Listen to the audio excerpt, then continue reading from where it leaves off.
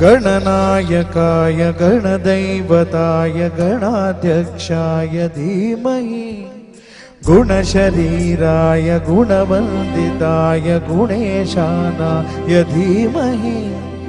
गुणाधीताय गुणाधीशाय गुणप्रविष्टाय धीमहि एकदन्ताय वक्रतुण्डाय गौरीतनयाय धीमहि गजेशानाय भालचन्द्राय श्रीगणेशाय धीमहि एकदन्ताय वक्रतुण्डाय गौरीतनयाय धीमहि गजेशानाय भालचन्द्राय श्रीगणेशाय धीमहि